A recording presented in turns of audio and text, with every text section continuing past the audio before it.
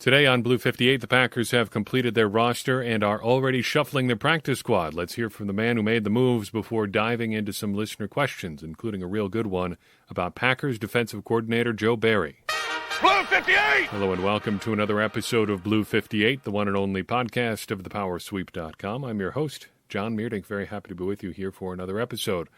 We've got a practice squad. We've got a 53-man roster, and we're already making moves in Green Bay. No real surprises, I think, on the practice squad right now. Two small-ish ones, and we can talk about them each in turn. Chris Blair and Christian Uphoff. First, Blair, the undrafted free agent out of Alcorn State, signed originally with the Packers back in January on a reserves future contract. Now is on the Packers practice squad. And it's a little bit of a surprise that they went with Blair, but you can see the appeal here. He's another big-bodied receiver. They didn't bring back Reggie Bagleton, want to go with somebody younger. He meets all of those things, plus he was a legit deep threat at Alcorn State. You can see what they're going for there. Athletic, fast, big body. That's a Brian Gutekunst receiver. Christian Uphoff, on the other hand, was a bit of a surprise for me. I thought they seemed pretty high on him. I thought they seemed like they were maybe angling for keeping 5 or potentially more safeties. Instead, it's just 4. And it's just Enos Gaines making it to the practice squad. Now, if it comes down to one or the other, Gaines or Uphoff, I don't really have a preference. I can see why they only would keep one of those two. It is surprising to me, though, that we are here now in early September, and neither Uphoff or Gaines is on the 53, and only one of them, though, is on the practice squad. We have had one change to the practice squad already. Willington Prevalon is out after spending all of last year on the practice squad and getting elevated to the active roster a couple times. He's now gone in favor of long snapper Stephen Wertel, 6'4", 228 pounds, out of Iowa State, undrafted in 2020 after playing 51 games for the Cyclones. He has spent time previously with the Detroit Rams and the Detroit Lions, and the LA Rams. The Rams portion of that is noteworthy here in a second. But in the short term, you should be aware that he has been a pretty well-decorated long snapper throughout his entire career to date. He just hasn't found a gig yet where he's really sticking in the NFL. He was all Big Ten first team in 2018 and 2019, was a well-recruited long snapper dating back to his time in high school, was doing that regularly even in high school. He's been a long snapper through and through, more or less cameoed elsewhere during his time in high school, and now he's in Green Bay. I think the Rams connection there is noteworthy because the Packers recently traded, obviously, for punter Corey Bojorquez. Now they can bring 2/3 of their battery together with some familiarity. They can have their long snapper, their holder, on the same page to begin with, having worked together in Los Angeles. Mason Crosby is the only person who needs to figure anything out there, and that's just on PATs and field goals. On punts, you've got Wertel and Bojorquez working together. Hey, you're in good shape there. That seems like a pretty good thing. And there's just one thing in the way, and that is Hunter Bradley. Bradley, one of the first people who General Manager Brian Gutekunst addressed in his comments to the media this week about his completed roster. Talked a lot about just about everything. 3 real nuggets jumped out to me. First, Hunter Bradley. He talked, I guess, I want to say at length, not super at length, but about longer than you'd expect about Bradley and his role on the roster. Bill Huber of Sports Illustrated asked, is Hunter Bradley still your long snapper?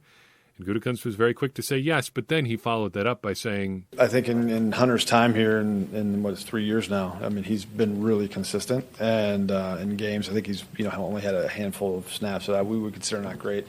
None that have really cost us. So I think Hunter's done a really good job for us, and he'll continue to be our snapper until we, like I said before, unless we can find better. First, that's a real low bar. Well, he hasn't done anything that's really cost us so far. I would hope that Brian Gutekunst is evaluating the rest of his roster a little bit tougher than that. And I think looking back over the past couple of years, there have been a couple of times where bad snaps from Bradley have cost them. Mason Crosby has missed a couple kicks over the past couple years because the snap and hold were not great, and most of it had to do with the snap. That doesn't seem like it meets the bar if he hasn't done anything that has really cost us so far. And I'm not really sure that's the threshold you want to be looking at anyway.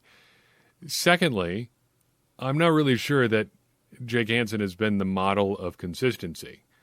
It's not difficult to find, like we've said, snaps that have not gone super well. And it's interesting that Gutekunst's first remarks there spoke to his consistency. That just seems like an odd thing to say of Hunter Bradley, especially when the next day Gutekunst goes out, signs another long snapper, puts him on the practice squad. You don't have to be a rocket scientist to put this together. Wirtel seems like he's going to be the guy sooner rather than later. They're going to find somebody they like better than Hunter Bradley, and they seem to have found somebody they like at least as well already. Next up was David Bakhtiari. It's not a huge surprise that Bakhtiari ended up on the physically unable to perform list. We've been predicting that for some time. I was somewhat intrigued about Brian Gutekunst putting a timeline on Bakhtiari's recovery, saying that it's between 9 and 11 months for most guys, but you have to evaluate everything individually. He seemed like he had really considered getting Bakhtiari to the 53.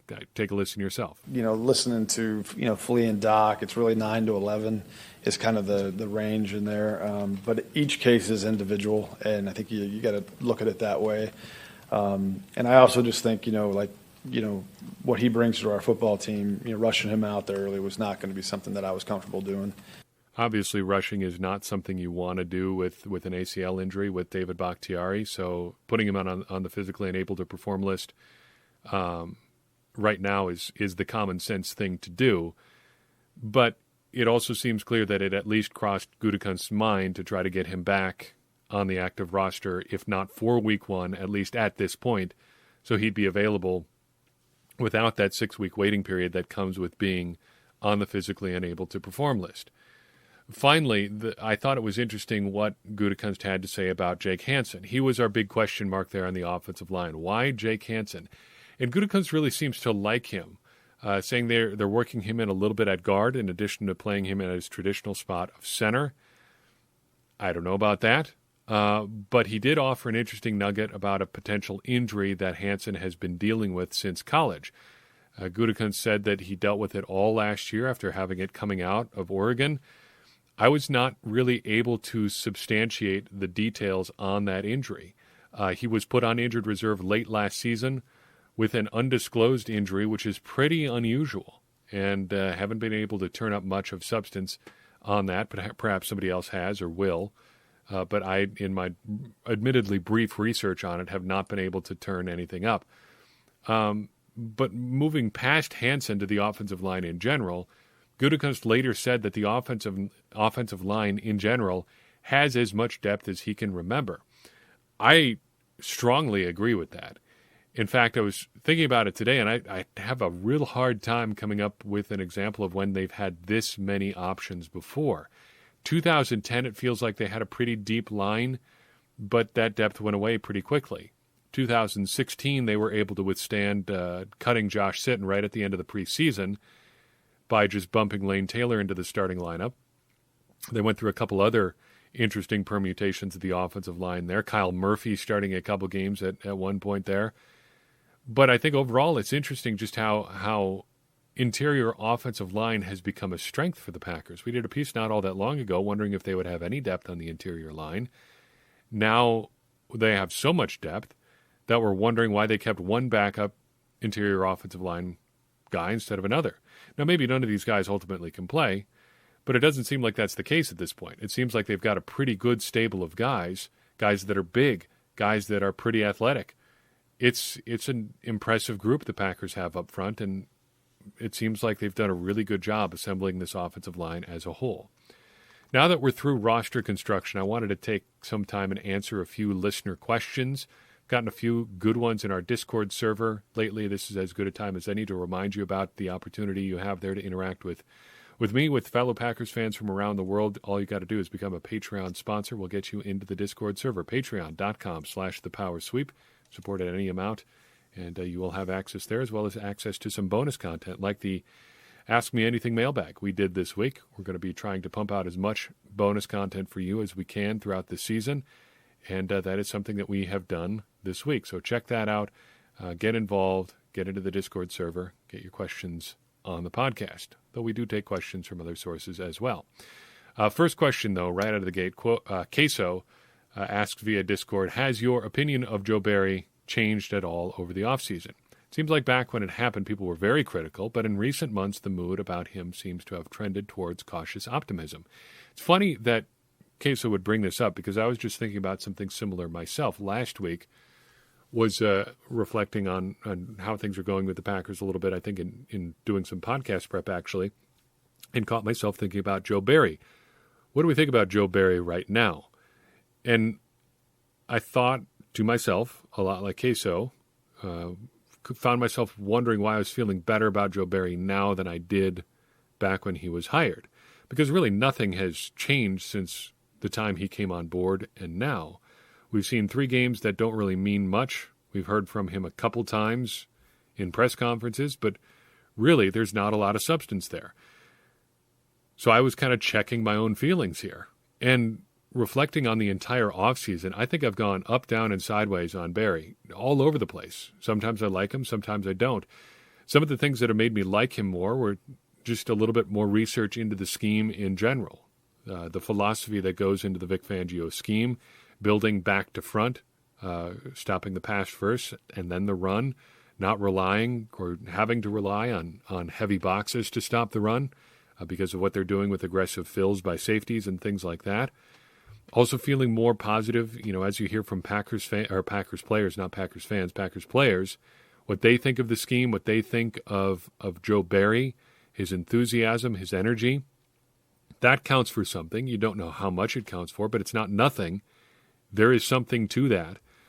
And then talking to a guy like Cody Alexander, as we did a couple weeks back, hearing about how this sort of philosophy, this scheme in particular, is really kind of the rising thing in the NFL and in college football. A lot more people are approaching things this way as a response to the way that offenses in general are going throughout all of football.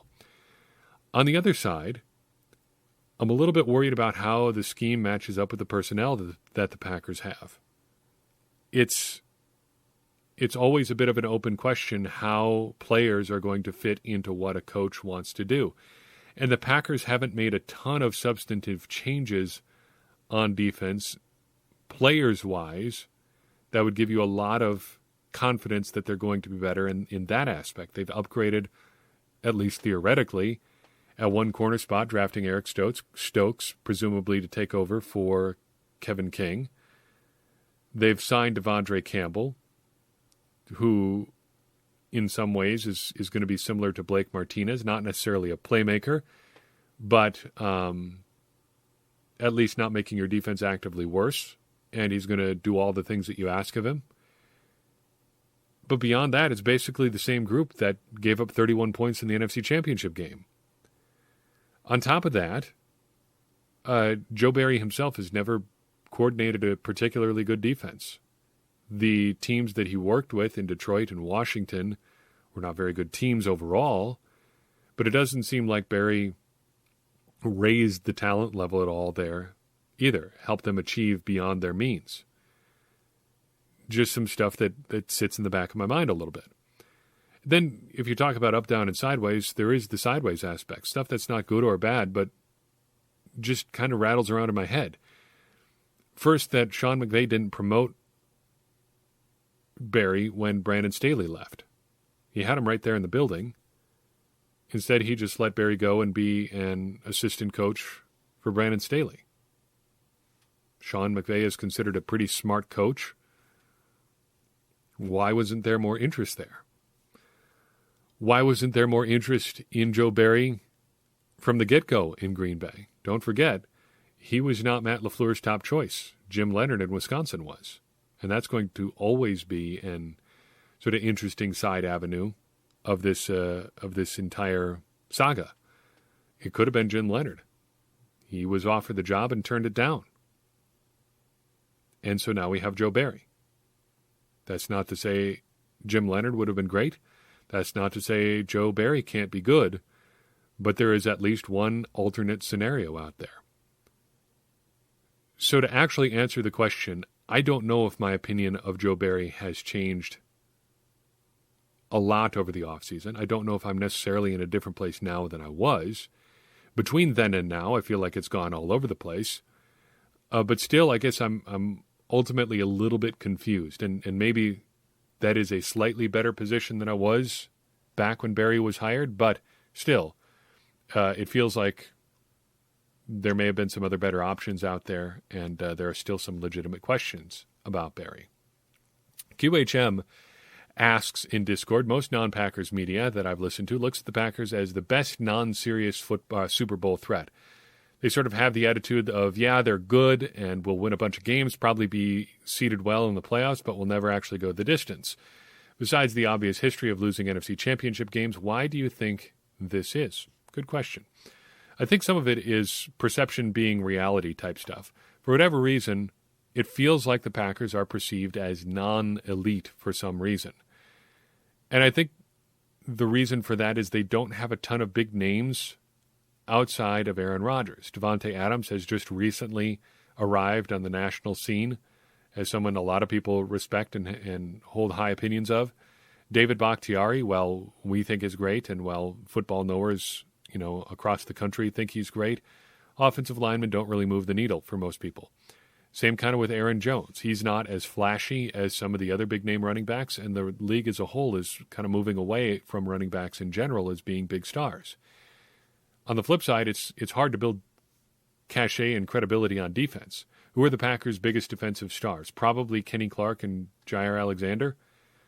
I don't think either of them are moving the needle nationally yet. Jair Alexander may, at some point, maybe as soon as this year, but not yet.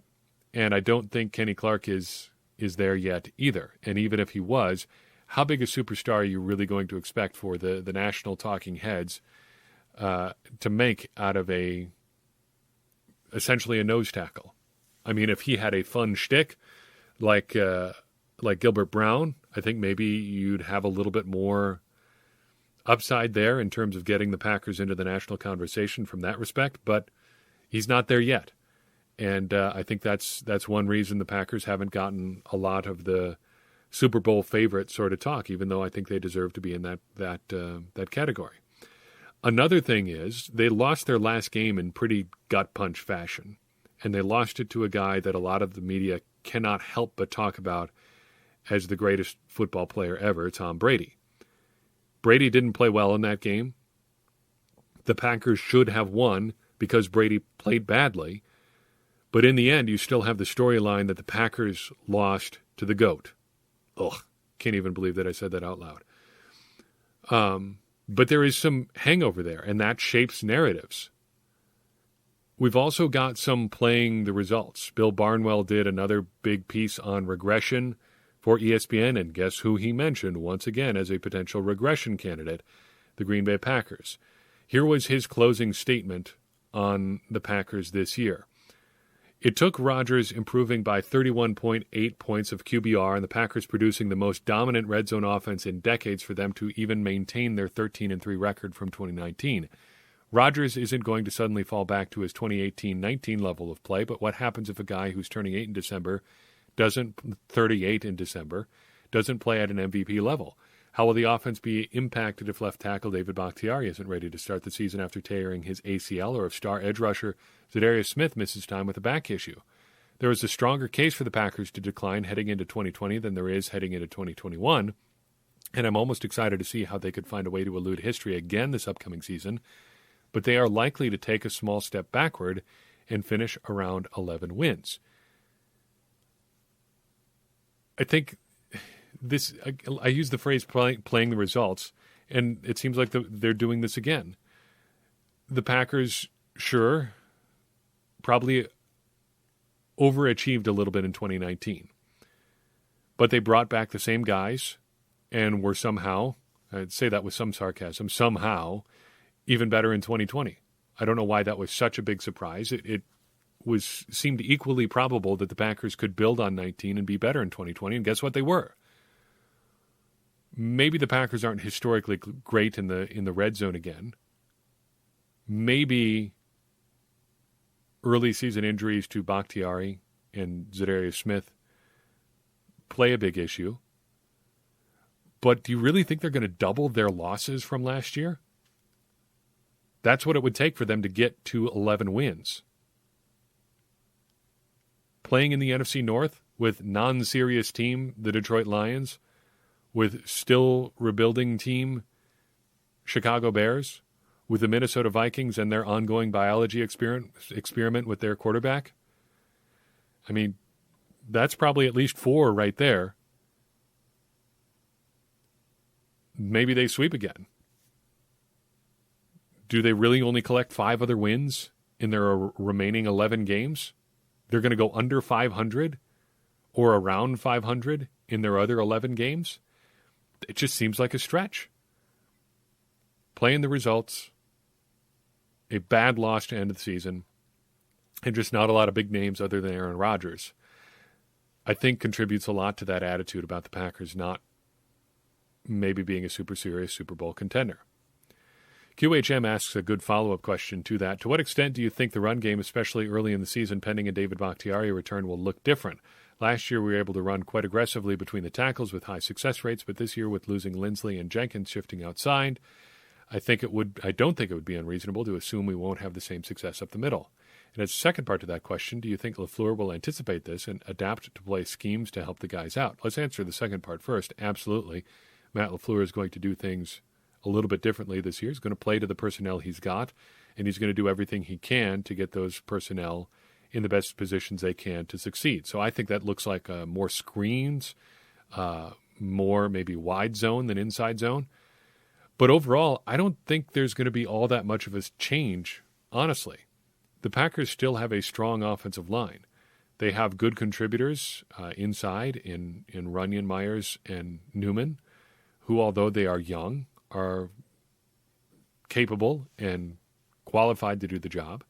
They still have got Billy Turner, who is solid, if not spectacular. And they've got Elton Jenkins, who is spectacular.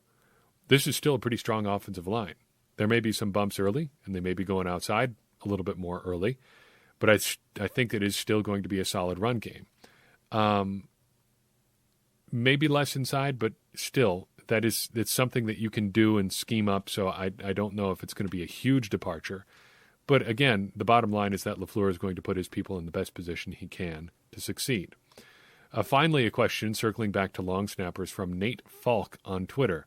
John, as my go-to source for long snapping expertise, do you get any sense why this guy, meaning Stephen Wertel, didn't stick with his prior 2 teams? Really simple answer here, though it may not be the correct one, but pretty simple. I think it's because that long snapper is a difficult position to really differentiate yourself. I don't think there's a lot of difference between one long snapper who's on an NFL roster and another guy who may not be on the roster. It is such a such a specialized position that I think it's hard to really stand out. And as a result, I think it's a lot harder to unseat an incumbent than it would be at a different position. Say wide receiver. You come in as a 6th, 7th round draft pick, a lightly recruited guy. You're going up against a veteran who was on the receiver or on the team last year. He might be the 3rd, 4th, 5th guy on the depth chart, and here you are just trying to make it on the roster. What can you do to make the roster as a receiver in the preseason? Well, you can make some big plays against some guys who aren't going to be on NFL rosters. You can flash physical abilities. You can make a couple of spectacular catches on the sideline. What do you do as a long snapper, though? You just snap the ball. You do your job exactly the same way as you would any other time.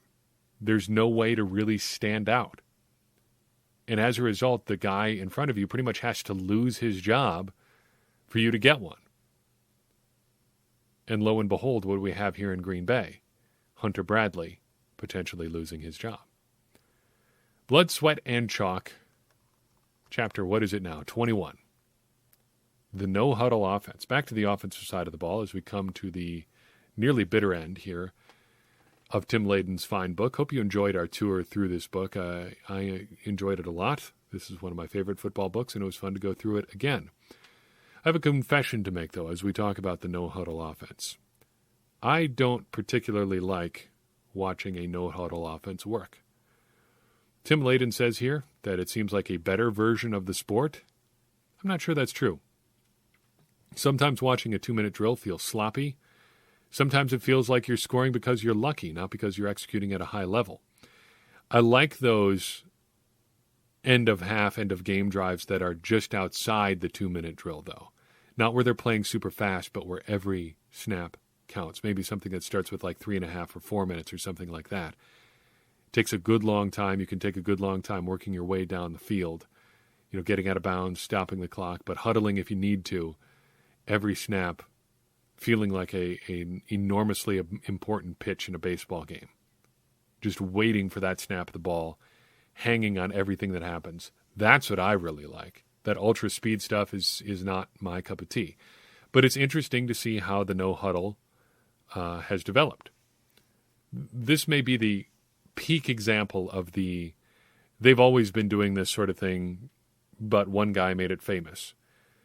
Layden points out that there is written evidence of the no-huddle offense being coached as far back as 1927, which means for sure they were using it well before then. That's amazing.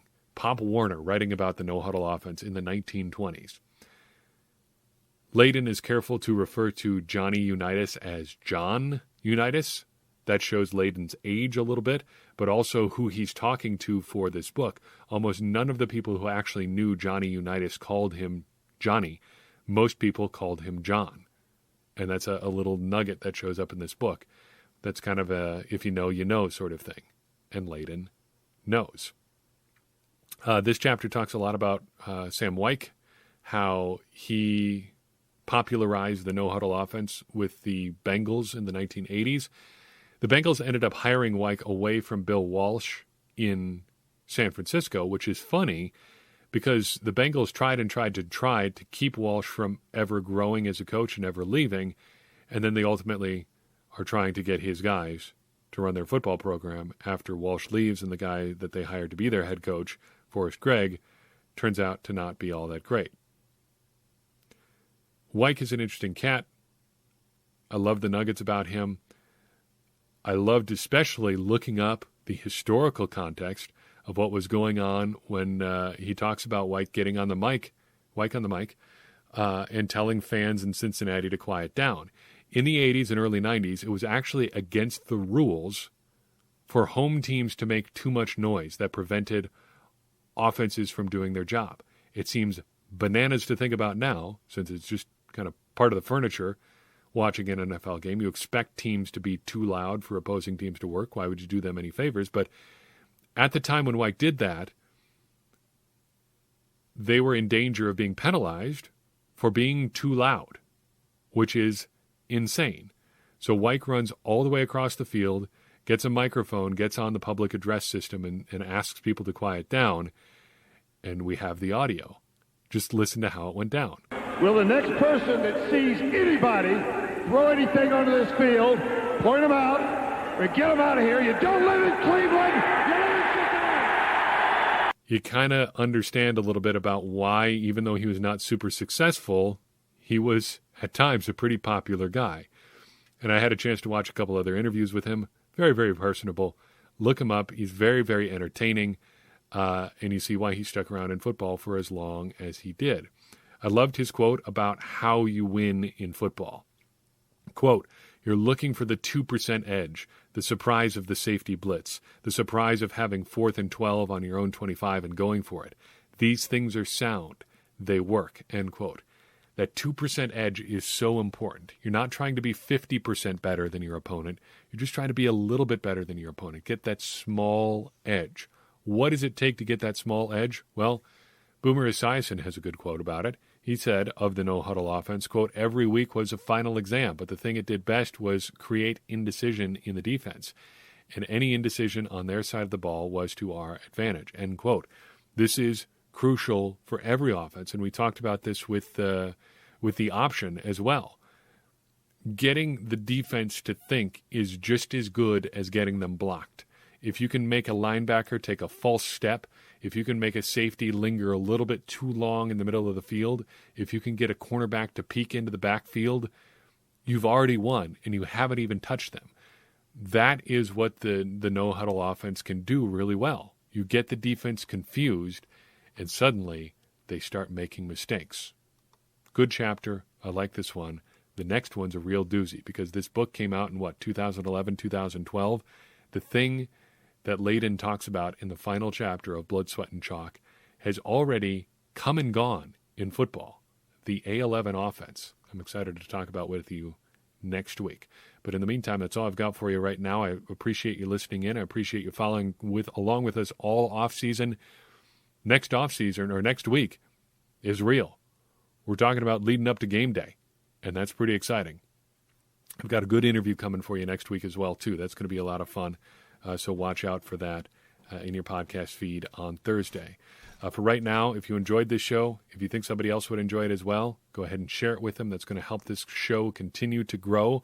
It's going to get more people involved in the conversation you, me, and everybody else is having around the Packers, which ultimately helps all of us, including me, become smarter Packers fans. And as I always say, smarter Packers fans are better Packers fans, and better Packers fans are what we all want to be.